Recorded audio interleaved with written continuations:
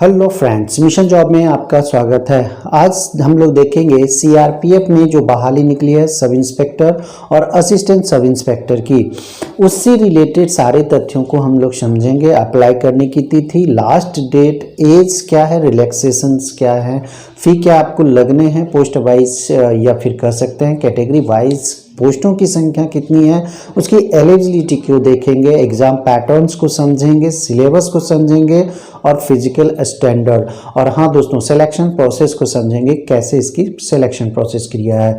तो चलिए दोस्तों देखते हैं एक एक करके। सबसे पहले आप सीआरपीएफ को देखें। CRPF central reserve protection force इसे बोला जाता है और इसमें दो पदों पर बहाली निकली है, एक एसआई है, एक एएसआई है।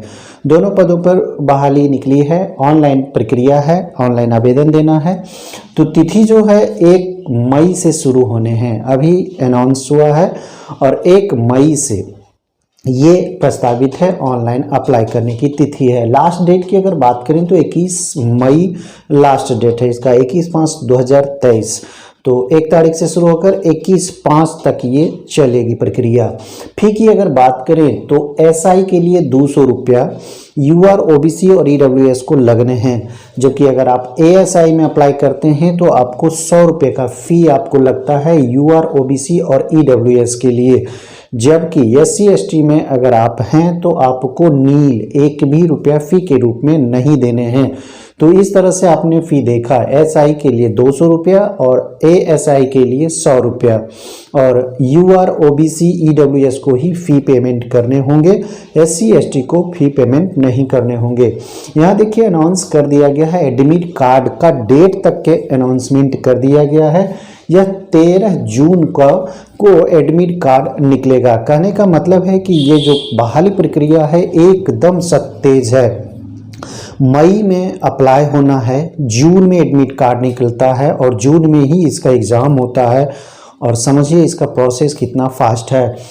एग्ज़ाम डेट की अगर बात करें तो 24 और 25 जून को एग्ज़ाम्स होने हैं। तो दोस्तों कितना तेज़ प्रक्रिया है ये। तो अगर जून में होता है तो जुलाई में संभवतः रिजल्ट इसका आ जाएगा, फिर फिजिकल होगा और उसके बाद इसका मेडिकल, मेरिट, ये सारी चीज़ें बहुत जल्दी हो जाएगी। अगर एज की यहाँ पे चर्चा हम लोग करें तो एएसआई में अगर हम एज की बात करें तो 18 से 25 ईयर्स के कोई भी युवा इसे अप्लाई कर सकता है। अगर एसआई में अप्लाई करते हैं तो आपकी उम्र मिनिमम 21 और मैक्सिमम 30 वर्ष होनी चाहिए। एससी एसटी से अगर आप बिलोंग्स करते हैं तो 5 वर्षों का, और ओबीसी से बिलोंग्स करते हैं तो 3 वर्षों का एक्स्ट्रा बेनिफिट एज में आपको मिलता है रिलैक्सेशन के रूप में। कहने का मतलब है कि ये जो एज पर रूल जो है उसी के आधार पर एससी एसटी को 5 वर्षों का छूट और 3 वर्षों का छूट ओबीसी को दिया जाता है अपर एज रिलैक्सेशन में। एज का जो गणना किया जाएगा 21/5/2023, जो कि अप्लाई करने की अंतिम तिथि है, उस दिन ही ये गणना किया जाता है। कैटेगरी वाइज पोस्ट की अगर बात करें तो टोटल पोस्ट की संख्या 212 है। ज़्यादा तो नहीं है लेकिन बहुत अच्छी वैकेंसी है दोस्तों, इसे हाथ से ना जाने दें। कैटेगरी वाइज यहाँ पे हम लोग देखेंगे एसआई आरओ, आरओ कहने का मतलब है रेडियो ऑपरेटर, और इसमें यूआर जनरल का जो सीट है 8 है, OBC 5, EWS 2, SC 3, ST 1। Eligibility की अगर बात करें तो एलिजिबिलिटी जो होना चाहिए, ये बैचलर डिग्री यहाँ पे खोज रहा है साइंस से, और फिजिक्स, मैथ और कंप्यूटर साइंस से यहाँ पे खोज रहा है। तो आपका बैचलर जो डिग्री है वो कम से कम साइंस से होनी चाहिए, वो भी फिजिक्स, मैथ और कंप्यूटर साइंस से। तब आप रेडियो ऑपरेटर में एसआई के पद पर आप भर सकते हैं।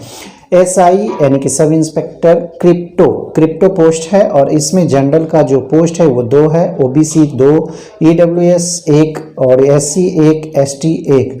इस तरह से इसमें पद हैं, और इसमें भी बैचलर डिग्री जो होना है साइंस से, इसमें फिजिक्स और मैथ से आप जरूर पास हों। एसआई अगर टेक्निकल की बात करें तो इसमें भी 2 पोस्ट जनरल के हैं, एक पोस्ट ओबीसी के, एक ईडब्ल्यूएस के, एक एससी के और एसटी के यहाँ पे नील है। और अगर आप बीई बीटेक किए हुए हैं इलेक्ट्रॉनिक से या फिर कंप्यूटर साइंस से तो फिर आप इसे अप्लाई कर सकते हैं। एसआई सब इंस्पेक्टर की बहाली यहाँ पे सिविल में भी है, इसमें 8 जनरल के लिए है, 5 ओबीसी के लिए है, ईडब्ल्यूएस के लिए 2 है, उसी तरह एससी के लिए 3 और एसटी के लिए 2 पद है यहाँ पे। और एलिजिबिलिटी की बात करें तो 3 इयर्स डिप्लोमा सिविल से मांग रहा है, 3 इयर्स आपका डिप्लोमा होना चाहिए, वो भी सिविल से।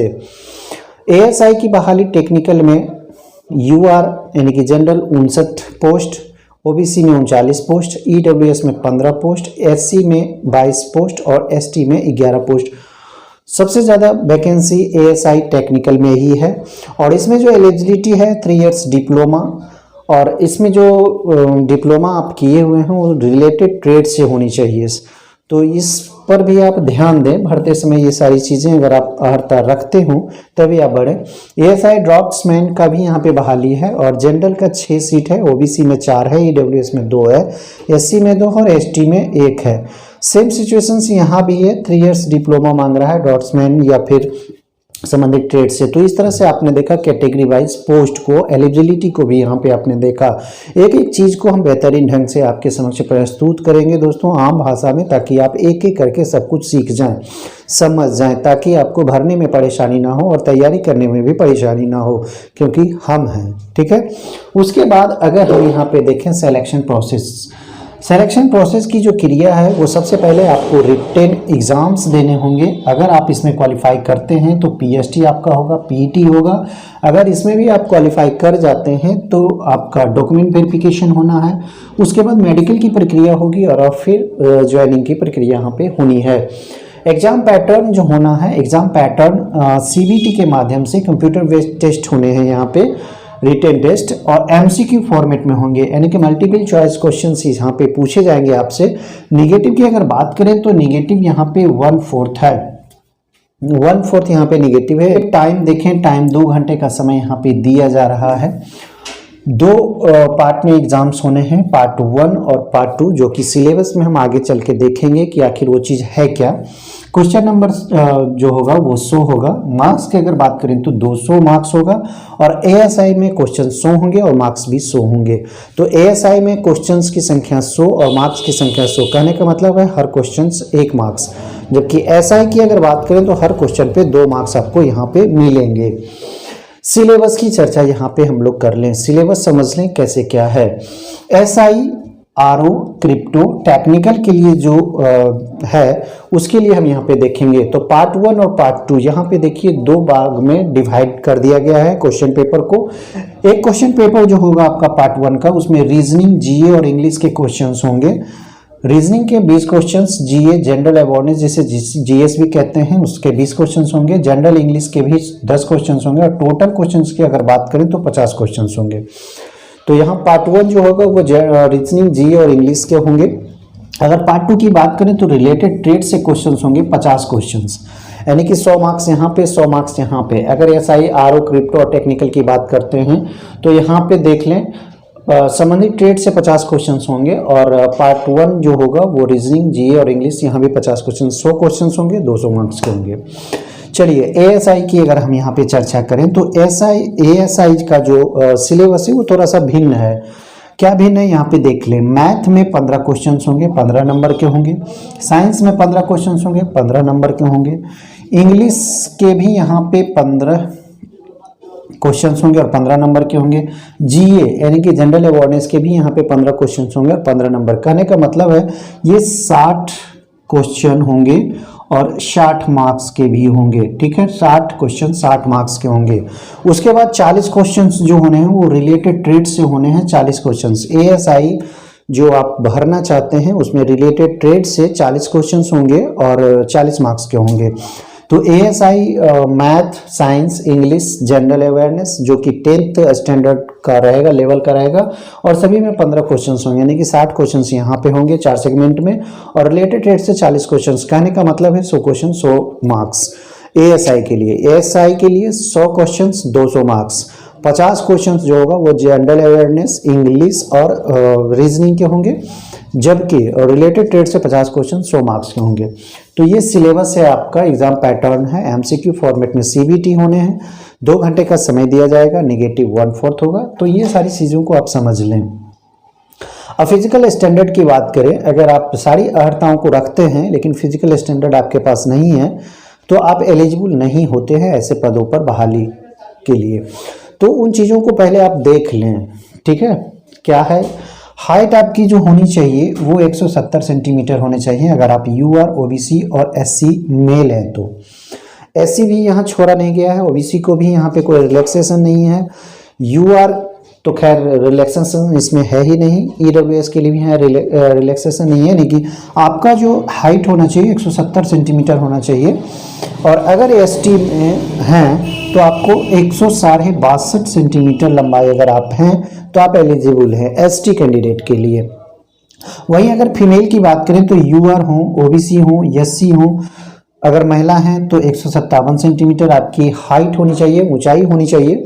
जबकि अगर एसटी महिला हैं आप तो 154 सेंटीमीटर आपकी ऊंचाई होनी चाहिए। चेस्ट की अगर बात करें तो सिर्फ मेल में चेस्ट का माप होता है, फीमेल में चेस्ट का माप नहीं होता है। तो चेस्ट की अगर बात करें तो मेल में यूआर हो, ओबीसी हो और एससी हो तो आपके जो चेस्ट होनी चाहिए वो 80 से 85 सेंटीमीटर, मिनिमम 80 और एक्सपेंस करके 85 सेंटीमीटर, 5 सेंटीमीटर एक्सपेंशन यहाँ पे मांगता है।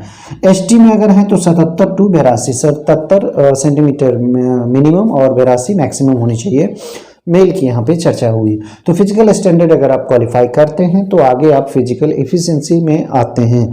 अब यहाँ पे जो पीईटी होने हैं मेल और फीमेल दोनों के लिए अलग अलग चीज़ें हैं। यहाँ पे देखें, अगर दौड़ होता है तो दो दौड़ होंगे, एक 100 मीटर का, एक 1.6 यानी कि 1600 मीटर का। 1600 मीटर का जो दौड़ होगा वो आपको दौड़ने होंगे 6.5 मिनट में, ये मेल की चर्चा हम कर रहे हैं। और 100 मीटर की दौड़ आपको क्वालिफाई करने होंगे 16 सेकेंड में। तो ये मेल का रनिंग पार्ट है। और अगर फीमेल का रनिंग पार्ट देखना चाहते हैं तो 800 मीटर का दौड़ जो होगा वो 4 मिनट में होने हैं। फीमेल अगर आप कैंडिडेट हैं तो 800 मीटर आपको 4 मिनट में दौड़ना होगा, ठीक है। अगर 100 मीटर का दौड़ दौड़ रहे हैं तो आपको 18 सेकेंड में वो क्वालिफाई करने होंगे। तो ये फीमेल की चर्चा हो गई। उसके बाद लॉन्ग जंप की अगर बात करें, लंबी दूर जिसको हम लोग कहते हैं, तो 3.6 मीटर का दौड़ लंबी दूर जो कूद है उसको आपको कूदने होंगे और आपको 3 चांसेस दिए जाएंगे यहाँ पे। जबकि फीमेल में अगर आप हैं तो 9 फीट आपको फांदने होंगे और 3 चांस यहाँ पे दिए जाएंगे। तो फीमेल को 9 फीट और मेल के लिए 3.65 मीटर। हाई जंप ऊंची कूद की अगर बात करें तो 1.2 मीटर में 3 चांसेस आपको दिए जाएंगे और 1.2 मीटर का हाई आपका होगा। 3 फीट ऊंचाई के लिए 3 चांस दिए जाएंगे फीमेल के लिए। अगर शॉट पुट गोला फेंक की बात करें तो फीमेल एलिजिबल नहीं है, उसमें नहीं फेंकना होता है। जबकि अगर बात करें 16 पाउंड का गोला 4.5 मीटर 3 चांसेस में फेंकने होते हैं, ये मेल के लिए है। एक दौड़ है एसआई सिविल के लिए। सिविल की यहाँ पे आपने वैकेंसी देखी होगी सिविल के लिए। तो सिविल में अगर आप दौड़ते हैं तो 1.6 किलोमीटर का दौड़ जो होगा वो 9 मिनट में आपको दौड़ने होंगे। तो दोस्तों ये थी सारी प्रोसेस सीआरपीएफ, एसआई, एएसआई के सिलेक्शन प्रोसेस को अगर आपने समझ लिया सही ढंग से तो आप एलिजिबल हैं। देखिए 2-3 चीज़ों को हमें बार बार देखते हैं कि आप जब भी फॉर्म अप्लाई करें तो 2-3 चीज़ों को ज़रूर देखें। सबसे पहले तो आपको ये देखना होगा कि आपकी एलिजिबिलिटी क्या है। अगर आप एलिजिबिलिटी को देख लेते हैं, अगर आप एलिजिबल हैं तो फिर दूसरा चीज़ देखें एज, क्या आपका एज बच रहा है। अगर आप एज में सम्मिलित हो जाते हैं तो तीसरा चीज़ जो देखने का होता है वो होता है फिजिकल स्टैंडर्ड। अगर आप फिजिकल स्टैंडर्ड में सही हैं तभी आप अप्लाई करें, अन्यथा नहीं करें। तो दोस्तों वीडियो कैसा लगा लाइक और कमेंट जरूर करें, दोस्तों को शेयर जरूर करें। धन्यवाद।